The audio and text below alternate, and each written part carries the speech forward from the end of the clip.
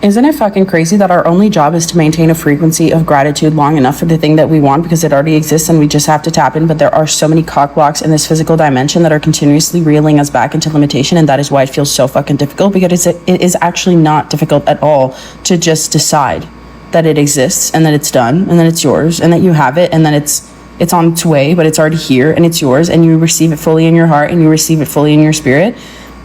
Why do we make it so complicated? I don't know.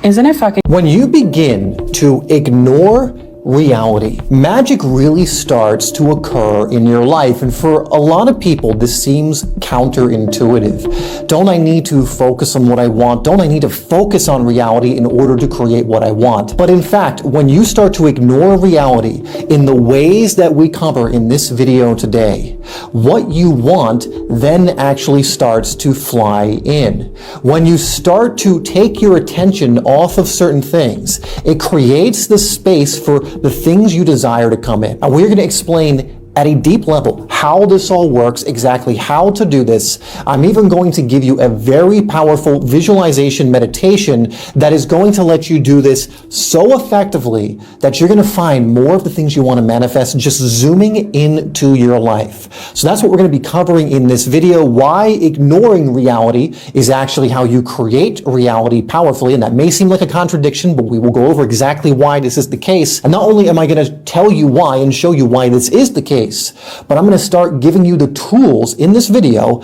that allow you to actually do this practically so that you're getting results. So getting back to the video now, there are a few things we need to do in order to do this effectively.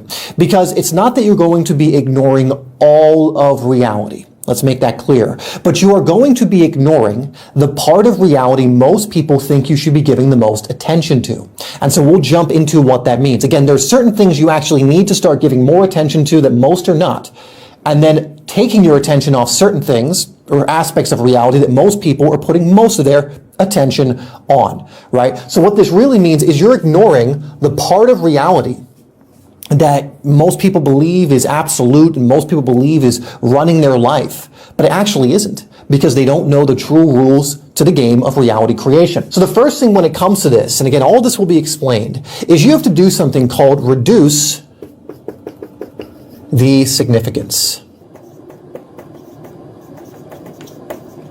And that's a G there, right? So reduce the significance. Most people fail in creating what they want because they put all of this emphasis on whatever it is they're trying to achieve, right? So they have a goal. Let's say it's a financial goal. Let's say it's a relationship. A relationship's a great example of this because people do this for relationships so much. It's probably one of the areas people do this the most, where they're raising the significance. And the way this usually goes or plays out is someone will go, I really need a relationship. You know, if I don't get in a relationship, I don't know what I'll do with myself. I don't even know what to do with myself when I'm single. I just suck at being single. I need to be in a relationship. And it puts all of this significance or importance on that. And what this does is it actually does what we're going to go over here. And it's not to pedestalize, but it pedestalizes whatever it is you're aiming to create. And when you pedestalize something or you raise the significance, what you're essentially saying energetically is that I will not be happy, I will not be fulfilled, my life is over, or whatever else if I don't get this thing. You are making whatever it is you're pursuing essentially your God. It is above you, it is superior, which then the universe cannot deliver it to you because that is moving you into a lower level of consciousness. It does not actually support your growth, even though you think, oh, I just need the relationship and then I can have it. You won't receive the relationship until you're basically okay with not having it, or at least having reduced the significance around it. You won't have the finances until you take it off that pedestal and stop making the money your God. Again, detachment doesn't mean you don't want the thing.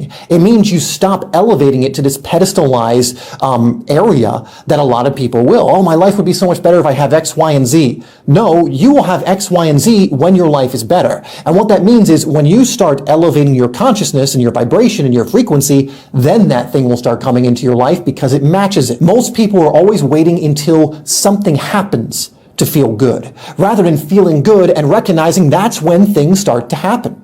Remember, you don't Z. No, you will have X, Y, and Z when your life is better. And what that means is when you start elevating your consciousness and your vibration and your frequency, then that thing will start coming into your life because it matches it. Most people are always waiting until something happens to feel good, rather than feeling good and recognizing that's when things start to happen.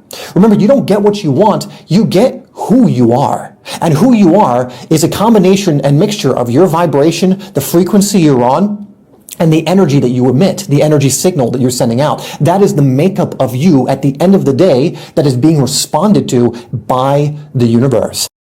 Isn't it fucking crazy that our only job is to maintain a frequency of gratitude long enough for the thing that we want because it already exists and we just